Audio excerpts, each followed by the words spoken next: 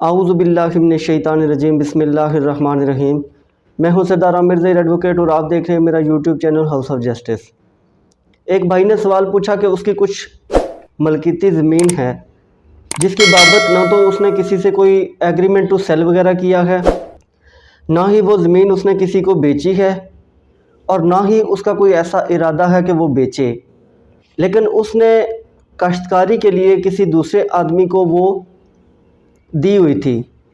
تو اب وہاں پر جو آدمی بطور کاشتکار بیٹھا ہوا ہے تو وہ کلیم کر رہا ہے کہ اس کا نام خانہ کاشت میں آ گیا ہے، تو وہ اب اس پراپرٹی کا مالک بن گیا ہے۔ تو بھائی نے سوال بیسیکلی یہ پوچھا تھا کہ کیا وہ واقعی مالک بن گیا ہے، کیونکہ وہ کہتے تھے کہ واقعی اس کا نام خانہ کاشت میں موجود ہے۔ اب یہاں پر میں ایک بات آپ کو کلیئر کرتا چلوں کہ خانہ کاشت میں نام آنے کا مطلب یہ نہیں ہوتا کہ وہ آدمی خانہ کاشت میں مالک بن گیا ہے۔ جیسا کہ اگر آپ نے میری ویڈیوز پہلے دیکھی ہوں تو خانہ کاشت کے بارے میں بہت ساری میری ویڈیوز موجود ہیں،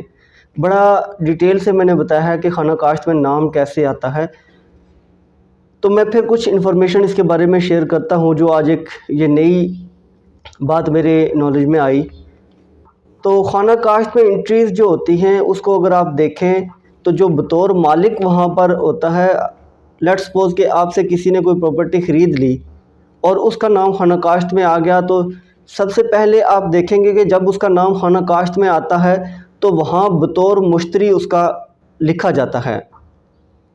کہ مطلب جو بھی آدمی خریدنے والا ہے اس کا نام لکھ کے نیچے مشتری لکھا جاتا ہے۔ مشتری کا مطلب ہوتا ہے خریدار۔ اب اگر مشتری لکھا گیا ہے تو اس کا مطلب ہے اس آدمی نے وہ پراپرٹی خرید لی ہے، بے شک خانہ ملکیت میں اصل مالک کا نام موجود ہو اور اس نے ساری پراپرٹی بیچ بھی دی ہو، تب بھی اگر مشتری لکھا گیا ہے خانہ کاشت میں، جس آدمی نے زمین خریدی ہے اس کے نام کے ساتھ اگر مشتری لکھا ہے تو پھر وہ مالک تصور ہوگا۔ لیکن اگر خانہ کاشت میں جس آدمی کا نام ہے وہاں پر بطور کاشتکار اس کا نام لکھا ہے یا مزارع لکھا گیا ہے، تو ایسی صورت میں وہ مالک نہیں بن جاتا، وہ صرف اس پراپرٹی کو کاشت کرنے کے لیے اس کا قبضہ لیتا ہے۔ تو یہ بات یاد رکھیں کہ آپ خانہ کاشت میں دیکھیں کہ اگر اس کے نام کے ساتھ کاشتکار لکھا ہے، مزارع لکھا ہوا ہے، تو پھر وہ عارضی طور پر وہاں بیٹھا ہوا ہے، اس کو آپ نے بٹھایا ہوا ہے کاشتکاری کی غرض سے۔ اگر وہ ایسے وہاں بطور کاشتکار وہاں پراپرٹی میں بیٹھا تھا لیکن اب وہ کہتا ہے کہ میں مالک ہوں، وہ ملکیت کا کلیم کر رہا ہے، تو ایسے کوئی مالک نہیں بن جاتا، کیونکہ جب کوئی ملکیت کسی کے نام ٹرانسفر ہوتی ہے تو صرف خانہ کاشت میں نام نہیں لکھ دیا جاتا، اس کا باقاعدہ انتقال ہوتا ہے، انتقال نمبر ہوتا ہے، پٹواری کے پاس ایک رجسٹر ہوتا ہے جس میں انتقال درج کیا جاتا ہے۔ اس کے علاوہ اگر آپ گرداوری کو دیکھیں تو گرداوری جو ہر سال میں 2 بار بھری جاتی ہے، تو وہاں پر بھی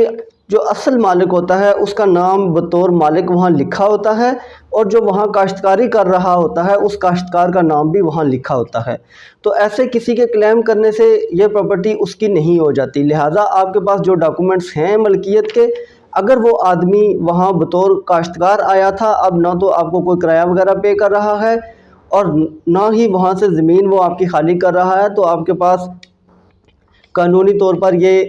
ریمیڈی موجود ہے کہ آپ تحصیلدار کے پاس جا کے اس کے خلاف ایجیکٹمنٹ پٹیشن